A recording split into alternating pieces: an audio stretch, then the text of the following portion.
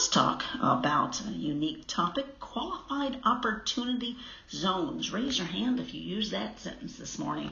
My next guest most likely has Varnum attorney Katie Roskam with us. Thanks to you, Katie. Good morning. Good morning. All right, how'd you get to be an attorney? Well, I went to Hope College, was a poli-sci minor and international studies major, loved it. Followed that to law school at Loyola. Started the tax certificate there, fell in love with tax, go figure, and continued on, did an LLM in tax at Northwestern Law, and found my way back to West Michigan, which is where I'm from originally. So, yeah. Well, congratulations thus far in your success, and now certainly talking about these zones of which I'm sure you talk about. So here we go. Let's just ask the blunt question. What are these QOZs? Yeah, so QOZs, qualified opportunity zones, so QOZs, we'll just call them that, it's a lot easier, are economically distressed areas around the country that have been nominated by each state, including Michigan, that are approved by the Treasury to participate in a new economic tax-based incentive that was added as part of the Tax Cuts and Jobs Act in the end of 2017. So brand new thing, and then Michigan's designated about each state was allowed to designate about 25% of its low-income communities as QOZs, and they retain their designation for 10 years.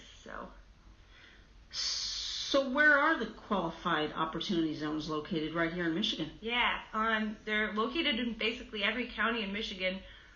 You can look them up online. There's an interactive map. There's also what they're called internal revenue bulletin notices that you can look up the census tracts. That's a little more difficult. I would stick with the interactive map. It's much more user-friendly. In West Michigan, we've got qualified opportunity zones in Grand Rapids, near Oak Hill Cemetery, part of Adams and Eastern, just north of Marquette Park, Wyoming, near Pinery Park. We've got Holland, so part of the area around Hope College, actually, A Street, that downtown area. Some really cool areas in Muskegon, where I'm from, my hometown. It's the southern edge of Muskegon Lake, which is beautiful lake area frontage, and so that's actually a qualified opportunity zone as part of, as well as part of Muskegon Heights area, Kalamazoo, Hastings. So I mean, they're all over. You just have to kind of check out that map and see, where in your local community is eligible for this incentive.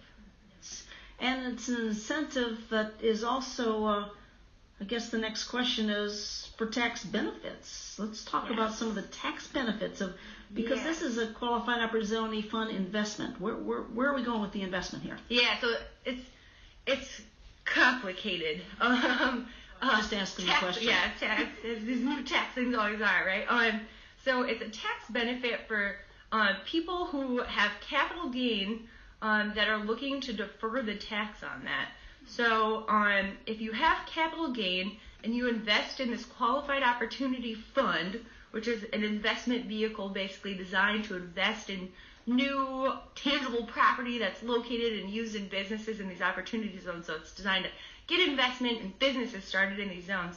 If you invest in a qualified opportunity zone fund within 180 days of the date that you would have to recognize that capital gains for tax purposes, that tax on that capital gain is deferred until the earlier of the date on which you sell your interest in that qualified opportunity fund investment.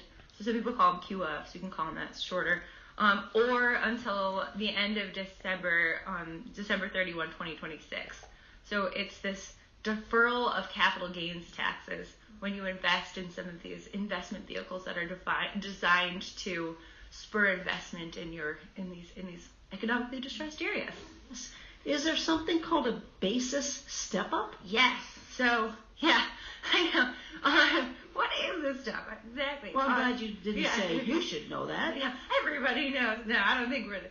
I don't know if we're there yet. But, and so a basis step-up, if you're able to hold your investment interest in that QOF for 5 years prior to selling it, or that 2026 deemed recognition date, which is the date you're treated as almost selling your fund interest, you'll receive a 10% step up in your basis in the qualified opportunity fund investment. So basically that means that 10% of that gain that you deferred the tax on is just not going to be taxed because you earn basis in that without having to basically invest after-tax dollars. And that fund interest is my attempt at making that simple. Successful or not, I don't know. You guys decide. But and then if you hold it for an additional 2 years after that 5-year period, so hold it for 7 years, that percentage basis increases to 15%. So it's an additional 5% of basis is earned if you can hold that before the time you sell it or that deemed recognition event. Wow. There's a non-recognition for a 10-year investment here? Yeah, yep. So then the final piece of this tax benefit and incentive is you essentially get non-recognition on the appreciation in your qualified opportunity fund investment if you could hold it for more than 10 years. So if you have that deemed recognition event and then you hold it for additional years beyond that, and you essentially sell that QOF interest before 2047 to take advantage of this 10-year no tax on the appreciation, you're going to get all that appreciation tax-free under the current rules. So it's, there's a lot of incentives here for people who have capital gains who are looking in, at these areas and they're seeing opportunities, whether it be, an abandoned factory that they want to turn into something or commercial property, just commercial rental space or something like that. I mean, some people are thinking about putting solar energy or wind power in some of these locations to, generate. So it's just investment in these cool areas around Michigan.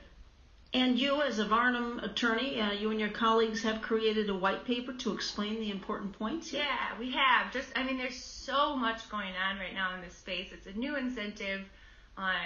The regulations are proposed right now. They're, Treasury and IRS are still working on finalizing some of the guidance that goes with this. So we're trying to explain it. We, keep our finger on top of all the new developments. So you can come to our website at www.varnumlaw.com/QOZ and get a copy of our white paper that helps to kind of give you some more background and explain some of these benefits of the QOZs.